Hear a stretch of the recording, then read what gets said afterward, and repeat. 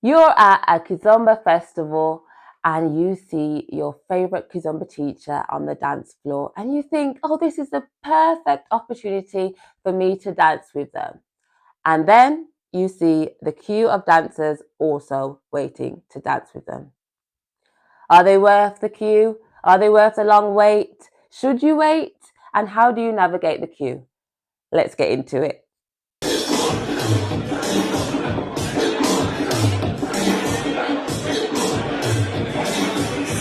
Hi, I'm Mckiztosh of Mckiztosh Dance, where we talk about all things Kizomba and Urban Kiz. And I'm back here with another video, and today we're talking about the long Kizomba queues at a festival or an event, and whether you should bother waiting. Well, why do we even want to wait in these queues? Why do we wait? Why do we wait in the queue? Why do we want to dance with a famous Kizomba teacher or artist? Well, it's pretty obvious, isn't it? It's someone that you might take inspiration from or admire. You've been admiring them from a long time and you would like the opportunity to dance with them. There's something nice and sort of like prestige to be able to say you've danced with X artist and you were able to hold your own. It's a confidence boost, isn't it? And not only that, it's actually a good learning opportunity for you to kind of see how you are in your dance ability potentially. You can maybe pick up some musicality tips and some styling whilst you're dancing with them. You're able to not only just see maybe what you're doing well, but things that you're not picking up on. So not picking up on some of the follow signals. Then there's other things that you can kind of go back and practice and learn further and delve deeper into so you can become a better dancer. And that's ultimately what you want to do. You want to become a better dancer, isn't it? And be able to adapt your follow and adapt your styling to different dancers and connect with not only your partner but also the music. So it is a great learning opportunity to be able to dance with a famous Kizomba teacher, artist. So we can understandably see why people will form queues or wait in a queue to dance with them. But is it worth the long wait? I mean, there's definitely cons to these queues. My personal bugbear is that the queues can be exceptionally long. I've heard people say that they've waited up to an hour to dance with a Kizomba teacher. Now, for me, that's a little bit too much. And there's potentially other things that you might be missing out on in the festival experience if you're waiting an hour for one particular dancer. There's other dancers that you can dance with and also learn from and get better social dancing with. It's not just only the famous Kizomba teachers that you can learn from or enjoy music with. So these cues, they're not structured cues that you kind of get at Tesco and Asda, are they? You know, at Tesco and Asda, you can see the cashier, you can see the first person in the queue, the second person in the queue, the third person in the queue, and you can kind of estimate, oh, okay, well, they've got this amount of shopping, so that means it's going to take about this long for me to get served in the queue. And that's not what's happening in those Kizomba queues, unfortunately. You're lucky if you kind of know where you are in the queue. You might not know fully the extent of how many people are actually waiting. You might get there and you can ask maybe a couple of the girls there, like, are they waiting for the artist and how long they may be waiting. But it's very hard to gauge how long it might take for you to get to dance with that artist. And then, you know, that artist is a human being. They're going to get tired. They will need to take breaks. And that unfortunately might be when it was your turn in the queue. So it's also worth kind of trying to be a bit mindful. Does the artist look like they've been dancing for a while and they might be getting a bit tired? And if so, it might not be a good time to be waiting in a queue in that circumstance. So, you know, it's about gauging these things and kind of reading. You need to read the room a little bit.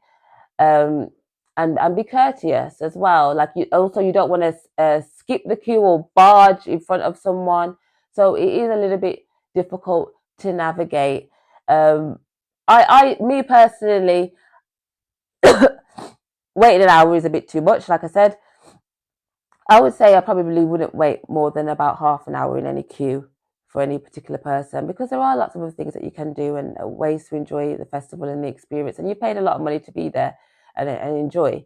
Um, so it's not necessarily the be all and end all.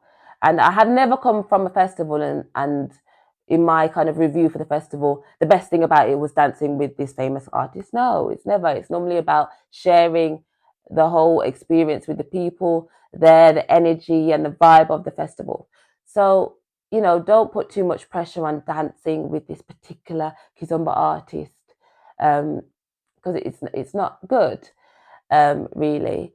So that's one con, the long queue and not being able to kind of assess very easily where you are in the queue.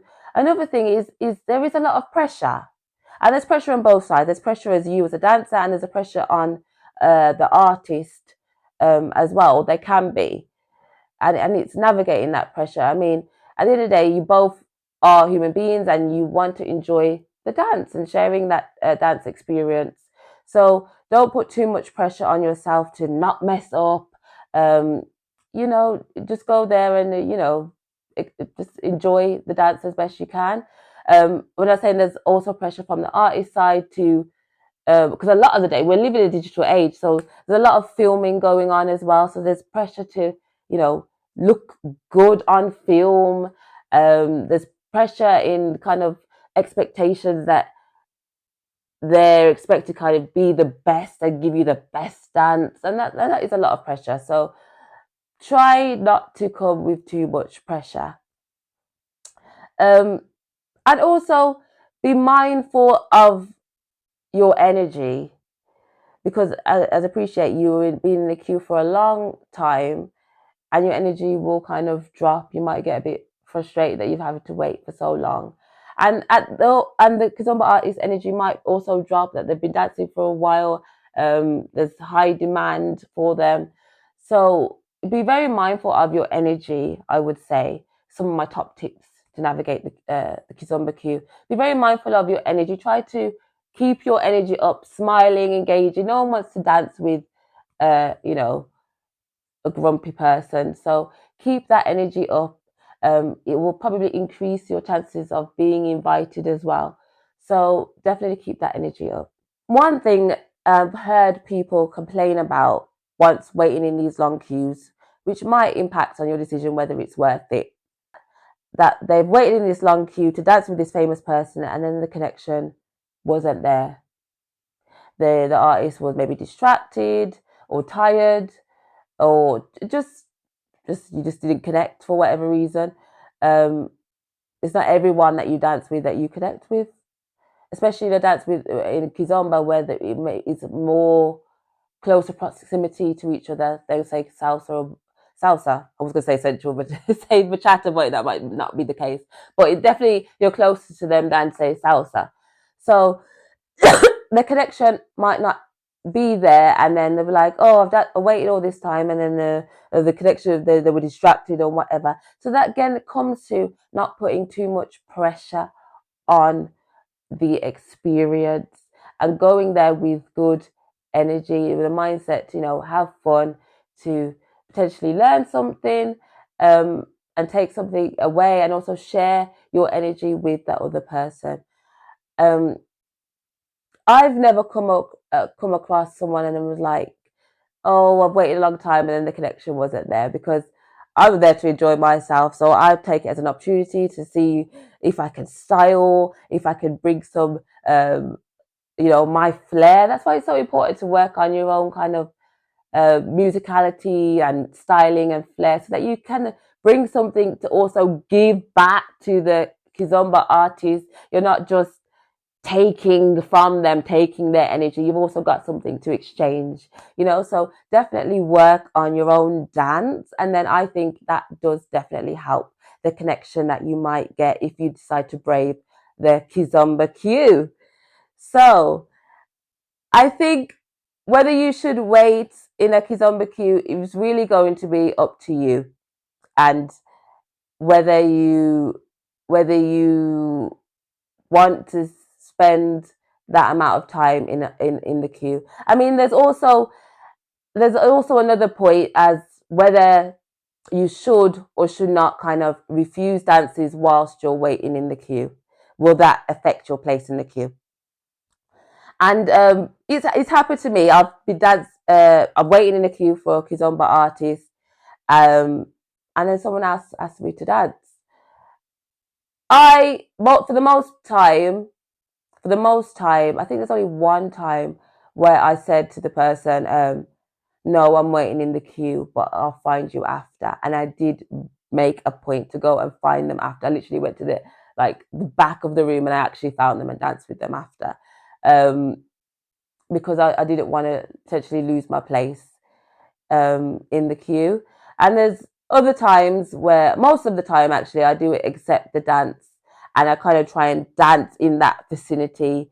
And I try not to dance too long with the person. So maybe I only dance like 2 songs if I normally dance kind of like, well, normally actually I kind of, if it's a decent dance and there's no problems, I kind of wait for them to kind of end the dance rather than myself ending the dance most of the time.